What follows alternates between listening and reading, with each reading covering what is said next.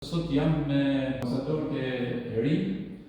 Unë vendos, është kjo logoja këtu, unë vendos, është delegacioni evropian që po merret në fushatën parazgjedhore, një farë mënyrë për trajnimin. Unë e pash ftesa që merri për trajnimin e trijve. I ndoqja me shumë kujdes, më thënë drejtën, doja më shumë të ishte tri, ishte shumë më tepër tri, është mesi, sidomos të punosh me tri, të angazhosh në fushatat zgjedhore. Çfarë sot përshëndet? Se pash ishte një kalendar, ju keni qenë në disa zona të Shqipërisë. Dhe pse për tri? Kjo në fakt është një fushat që ne e bëjmë për vitin e tretë radhazi, për fushatën e tretë radhazi në Shqipëri, duke përfshirë si zgjedhje parlamentare, por edhe zgjedhje lokale, por në tërësi në vetvete ne kemi fokusin pikërisht tek zgjedhjet, duke njeh një fushat të shtrirë në disa qytete të cilat ne përzgjedhim çdo herë që e zhvillojmë në gjithë Shqipërinë për të përfshirë sa më shumë të ri dhe për të kërkuar ndërmjet tyre të diskutojmë mbi ato problematika të komunisë pikërisht nga fakti që në zgjedhjet e fundit të ri pjesëmarrës në zgjedhje ka patur vetëm 15%.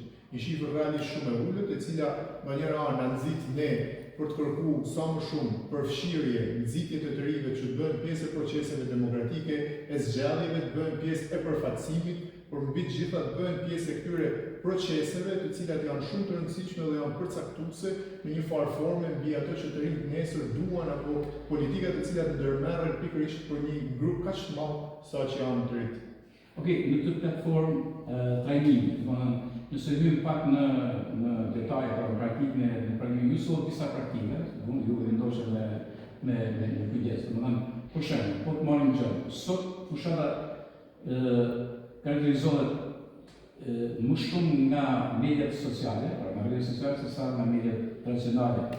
Në këtë trajnim, ka shumë me tri, çfarë preferojnë, ku janë, si janë dhe cilat do të jetë më influencuese në të zgjedhje që mendoni ju, nga zgjedhjet e tjera. Ajo çfarë tjetër është media sociale vendos një rol kryesor.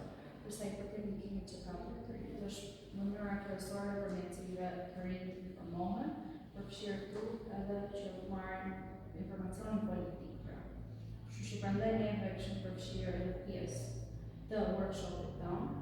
Donim ndalonim pak, donim cilën tek të rinjt faktin e të analizonin rolin e rëndësishëm që lozë media sociale, por gjithashtu edhe të nxjerrim pak dhe rreziqet që vijnë nga media sociale, të paktën kujtojmë të rinjve që jo çdo informacion që përcjellet aty është gjithmonë vërtet, dhe ata do të bëjnë detyrën e vet, çdo qytetar tjetër, që përpara se ta konsumojnë lajmin, të marrin një masë për të kontrolluar nëse ky lajm është i vërtetë.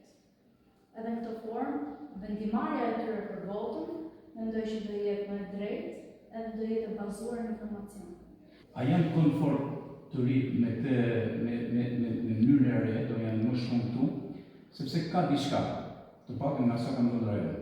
Ajo që mungon sot në shpallosjen e programeve elektorale, si mos për tri, po edhe për fasha të tjera, për targete të ndryshme të moshës, është ajo që mungon fjala. Do mungon fjala çfarë? Tani është më shumë imazhi që po lëviz, dhe imazhi është thjesht, nuk është përmbajtësor, thjesht ka takime, përshtatime të njëra tjetrën, por mungon fjala, është muzika, etj. me radhë. Kjo është bëhet kastet për të ndikuar tek njerëzit përmes imazhit dhe a do sjell një parlament kualitativ sipas jush, ku gjithmonë fokusohet te imazhi dhe jo tek përmbajtja. Rëndësishme është që jo vetëm të rinjt të ecin nëpërmjet atyre dëshirave apo politikave që janë ndërmarrë deri tani me kuotëzim apo përfshirje nëpërmjet kuotave. Rëndësishme është që të rinjt sot jenë jo vetëm të angazhuar në jetën publike, por qoftë edhe politike, përsa po ne duam që të rinjt të përçojnë politika të caktuara që vinë në dobi të zhvillimit. Pastaj, sa i takon problematikave që ne shohim nëpërmjet këtyre programeve, kjo nishet te fakti që sot pak bëhen fokus grupe të caktuara para hartimit programe politike me komunitetin, me një pjesë të tyre që janë edhe të rinj, por edhe po flasim edhe për target grupe të ndryshme, të cilat kuptojnë realisht problematika që prekin në komunitete, por mbi të gjitha edhe problematika që sot të rinj ndeshin në shumë. Dim shumë mirë që vitet e fundit largimi të rinjve ka sjellë pasoja të ndryshimeve të vazhdueshme demografike, qoftë për rajone të cilat janë pak më të izoluara, por edhe duke shkuar edhe drejt qendrave urbane, gjë të cilat duhet përkthehen padyshim edhe në politikat makro të cilat zhvillohen nga ato të cilët do të jenë nesër përfaqësuesit e këtyre të rinjve në parlament. Padyshim sa më shumë të rinj të jenë nesër në parlamentin shqiptar, besojmë që aq më shumë duhet dëgjohet zëri i tyre në parlament, duke mos u bërë pjesë ose duke mos qenë makinacione të partive të mëdha apo vetë kupolave drejtuese të partive politike, por të vinë nëpërmjet këtyre partive politike për të sjellë një frymë të re, për të sjellë një model të ri, për të sjellë ndoshta një përfaqësim të ri të këtyre grupacioneve të rinjve të cilët mund të vinë duke njohur problemet nga rajonet të ndryshme të Shqipërisë, nga zonat të ndryshme të Shqipërisë, dhe kjo është ajo për cilën ne sot duhet shqetësohemi më së tepërmi. Padyshim që kjo është fushatë elektorale dhe do dëgjojmë premtime pafund, do dëgjojmë gjëra të cilat mund të lëvizin që më realiste deri tek më abstrakte, por ajo që na takon më së shumti është ajo që do vijë nesër dhe më së shumti ajo që nesër ne presim nëpërmjet atyre që fliten, thuhen, por që duhet realizohen për të shkuar drejt një rinie e cila që dëshirojnë më shumë të qëndrimin në Shqipëri se sa largimin i jashtëvendit, e cila tashmë është kthyer në një trend shqetësues dhe duhet të ishte kryefjala e këtyre zgjatjeve. Ajo që unë shoh domethënë po thosë unë po them një zënë shkretir i juaj, sepse realisht po merrem me tri. Dhe kjo është shumë interesante, është shumë e dobishme për një kohë që do të thjesë parë në frymën e gjeneratës së re.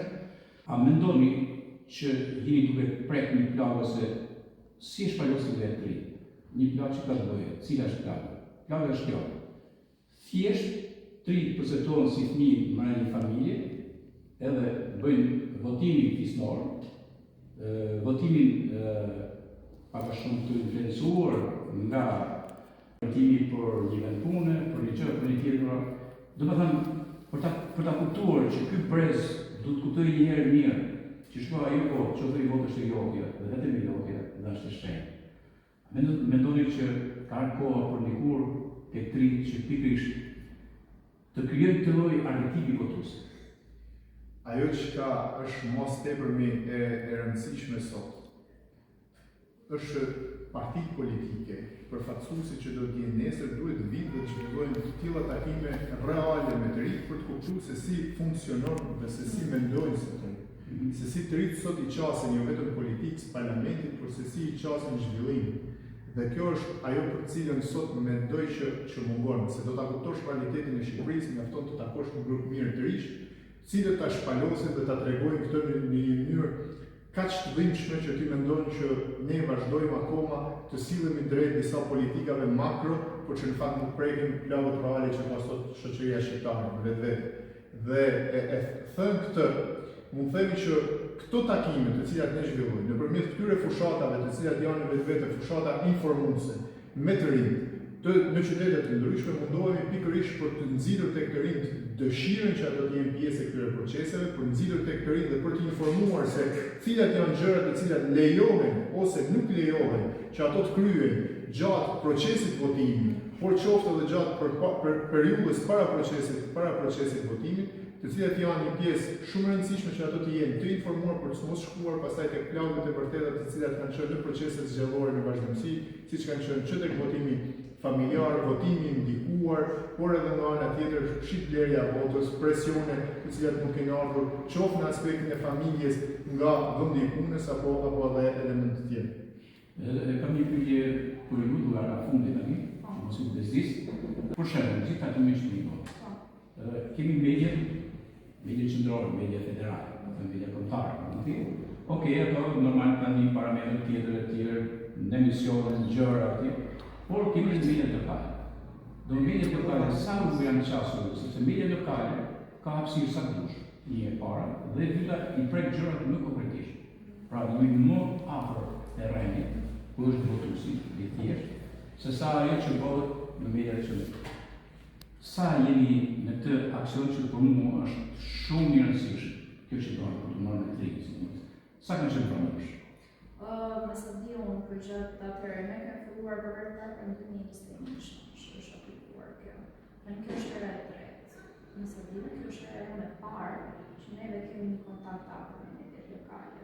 Ne kemi pak një kontakt me mediat qendrore në Tiranë, por jo me mediat lokale të zonat cilat në qendrës. ne kemi pas vetëm bashkëpunim me aktorët tanë lokal nëpërmjet shpeshherë ndoshta ta vjerë edhe nëpërmjet kontakteve tona personale. Në qytetet në fillim në 2021 që janë zgjedhur aty nga ku ne vim, nga miqtë tanë, nga ku pjesëtarët e grupit tonë vinë. Dhe kemi filluar me këto metodë, aktorët kanë qenë përzgjedhur në bazë kanë qenë krijuar relatë në bazë personale. Nuk është se kanë qenë është orë në parë që neve kemi një kontakt me një media lokale të zonat të Por ajo që do të shtoja në të drejtim, padyshim që kjo fushat paktën edhe në vitet e shkuara ka padyshim prezantim në media, flas në mediat qendrore në Tiranë, ku janë prezantuar jo vetëm zhvillimi i fushatës, por janë prezantuar edhe gjetjet në fund, të cilat ne mundohemi të marrim një formë perceptimi nga ato që ta vendosim nesër në dispozicion të kujdo që dëshiron të informohen nga perceptimi që kanë të rinj mbi votën, mbi rëndësinë e votës, mbi zgjedhjet në tërësi. Dhe në të gjithë këto kuptim tonë mendoj që nga njëra formë apo nga një tjetër, qoftë në nivel lokal apo qendror, e rëndësishme është që mesazhet të cilat ne mundohemi të përçojmë të shkojnë tek ato të rinj të cilët dëshirojnë apo duhet ta shpresin një detyrë qytetare të jenë sa më shumë të angazhuar, jo vetëm në jetën shoqërore civile, por edhe të angazhuar në të tilla procese të cilat nesër janë përfaqësuese dhe janë shumë të rëndësishme për të kuptuar qoftë ato të cilën ne presim të jetë nesër. E rëndësishme është të rinjt apo kushdo qytetar të kryejë të detyrë minimale që ka si qytetar, që është vota dhe zgjedhja nëpërmjet votës, që nesër pastaj të ketë përgjegjësinë ai i cili është i zgjedhur të vendoset përpara pikërisht këtyre qytetarëve të cilët e kanë zgjedhur. Ajo që do të përmbyllesh që mendoj që një formë si një tjetër ne kemi arritur ta arrijmë të komunitetin. Domethënë qoftë kjo nëpërmjet njerëzve që kanë pasur pjesëmarrës këtu, qoftë kjo edhe nëpërmjet medias që po thosh edhe Korindu ku kemi vënë një fokus të veçantë edhe pjesës së gjetjeve. Kjo për të lënë diçka brava, në mënyrë që të ketë vazhdueshmëri dhe që të jenë dhëna që të jenë të arritshme nga gjithë, që mos jetë vetëm një mision i jonë si grup, por që të jetë një mision që të merret përsipër edhe nga njerëz të tjerë. Okej, ju falenderoj, ndërkohë që t'ju bëj apel të rive, jo vetëm votoni, mos votoni me sy të mbyllur.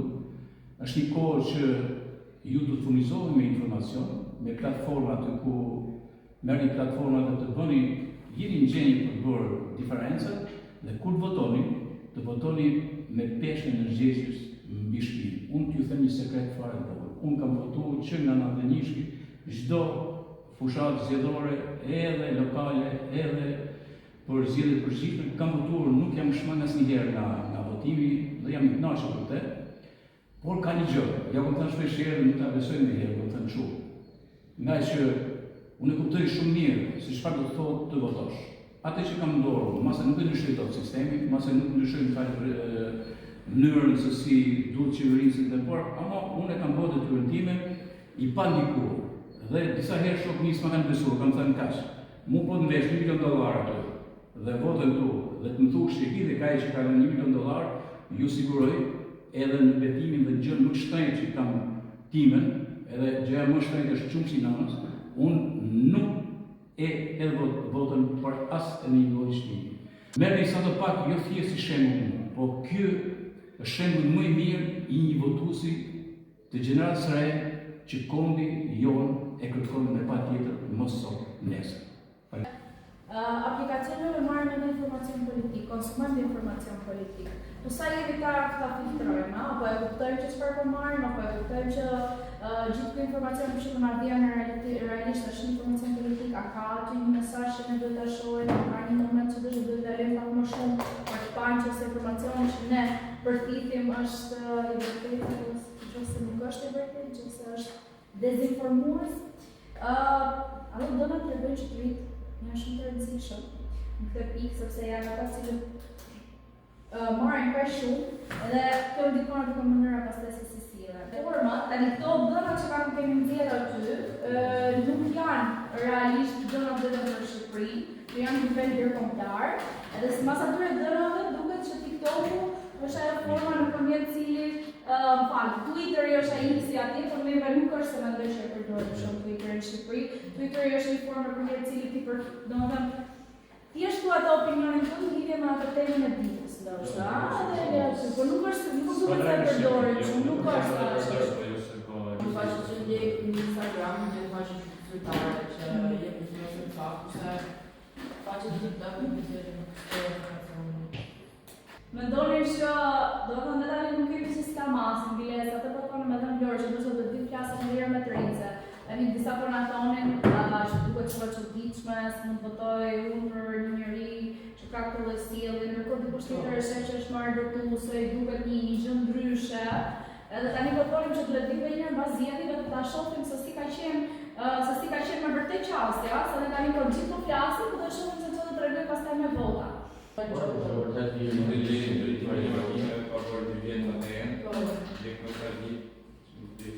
Lajmi është fake. Se një nuk lejohet, nuk ka një fuqi, dhe thënë që një kandidat për deputet që ta ofrojë këtë, kështu që nëse me njëri u thotë ju lutem mos bini prej replikën këtë duam të themi domethënë. Për herë të parë futet vota diasporës. Dhe është një proces i cili kërkon nga njëra anë, ka kërku kohë në implementimin e tij, por që është hera por që implementohet dhe ne do e shohim se si dhe cilat do të jenë efektet e votës diasporës. Nuk e di nëse keni të afërm jashtë që mund të kenë aplikuar në sistemin PER dhe duan të votojnë. Unë po ja them shkurtimisht që ju jeni të informuar dhe nëse ju dëgjoni dikë që ka pak ngacim nga të afërmit tuaj që janë jashtë, ju jeni të informuar dhe të orientuar. Spari i faktit me vendimin që është marrë, atyre do i vi një zarf i cilin ato duhet ta marrin dorës. Pra duhet ta marrin vetë individi zarfin i cili do vinë nga Komisioni Qendror i Zjarrit. Në zarfin i cilin ato do marrin, që është zarfi postar, brenda tij ka një zarf i cili ka një barkod, një zarf i cili është tërësisht i bardhë dhe ka asnjë shënim, një manual se si do të votohet dhe një fletë votimi, sipas sharkut në cilin ai ka qenë resident për herë të fundit dhe ku do kthehet dhe do hallet vota e tij. Dhe individi duhet që të votojë dhe pasi kryen procesin e votimit, duhet votën ta vendosë në zarfin i cili nuk ka asnjë shenjë dallus. Pra është zarfi i bardhë. Zarfin e bardhë, në cilin ka fut fletën e votimit, duhet ta fusi pastaj në një zarf tjetër i cili ka një barkod. Dhe me këto duhet paraqitet në postë, ku i fut në zarfin e postës, vendos adresën e Komisionit Qendror të Zjarrit dhe vota vjen e falas, pra i gjithë procesi është falas dhe vjen në Komisionin Qendror të Zjarrit. Kur vjen në Komisionin Qendror të Zjarrit, fletën nxjerren nga zarfi postar dhe në zarfin me barkod identifikohet qarku në cilin do të shkojë vota, sepse do të jetë ndarë në 12 qarqe ose zona zgjedhore që janë dhe vota për shembull në këtë rast do shkojnë në qarkun Lezhë dhe dihet që ajo do i drejtohet për në qarkun Lezhë dhe nëpërmjet atij barkodi ajo kuptohet. Fleta më pas do nxjerret nga zarfi me barkod dhe në zarfin i cili është pasi shënim, prandaj duhet të pasi shënim sepse nuk duhet të identifikohet vota, për që vota kanë në pamësh. Zarfi i cili është pasi shënim futet në kutitë të votimit, ku pastaj do kutitë e votimit, të cilat do të jenë ndarë si masharqe, do përzihen dhe kështu do mbyllet dhe kështu më pas do nis procesi i numërimit. Pra, në formën se si është konceptuar që mos kuptohet se për kë do të votojnë individët të cilët votojnë nga diaspora. Duhet paraqiteni në qendrën e votimit me një mjet identifikimi, që mund të jetë kartë identiteti pasaportë. Ja paraqitni atë komisionit i cili është në qendrën e votimit. Komisioni aty do bëjë verifikimin me shenjën e gishtit, ku do dhe me kartën tuaj identiteti, ku ju vendosin edhe një shenjë dalluese e cila ka mend, por që sot nëpërmjet përdorimit të teknologjisë, në momentin kur ju skanoni gishtin, asgjë më, domethënë vetë sistemi nuk mund ta rigjenerojë atë për të dytën herë. Prandaj ka shkuar në një formë të tillë ku gjet ai ku provon, pra në momentin kur ju vendosin shenjën e gishtit, atë provon një kupon, i cili është një kupon çrruve dhe identifikon ju që keni qenë ditën e votimit dhe keni votuar. Votimit do të jetë e ndarë në 11 kolona, ku do të jenë partitë dhe koalicione, 11 koalicione dhe partitë politike garojnë në zgjedhjet e 11 muaj. Dhe për secilën nga partitë politike dhe koalicionet ka një kuadrat i cili është kuadrati me siglën e partisë politike. Dhe u vendoset emri i koalicionit, drejtuesi i partisë ose i koalicionit dhe poshtë emrit të drejtuesit dhe të partisë në pjesën këtu, ku ju e shikoni, janë edhe ajo që quhet lista e mbyllur. Ku vota në listën e mbyllur shkon direkt duke votuar mjafton njërën nga 11 partitë dhe koalicionit. Dhe ajo votë çon automatikisht vota për ato të cilët janë dy emra e secilit nga partitë apo koalicionet në listën e mbyllur. Dhe pastaj keni edhe 7 kandidatë tjerë që do jenë në listën e madhe. Dhe kjo është pastaj vota preferenciale që ju votoni për individin që ju doni të çoni në parlament, në qoftë se partia do arrin të marrë minimalisht 3 mandate. Pra duhet që minimalisht partia të marrë 3 mandate, duke qenë se 2 janë në listën e mbyllur, që të ketë mundësi që një i votuari i listës së hapur të shkojë në parlament. Nëse partia merr 1 mandat, atëherë do jetë 1 kandidat nga lista e mbyllur. Nëse partia merr 2 mandate, do jetë 2 kandidat nga lista e mbyllur. Nëse partia merr vota sa të jenë 3 mandate, atëherë do të jetë 2 kandidat nga lista e mbyllur dhe qoftë për një votë më i votuari i listës hapur ose votës preferenciale.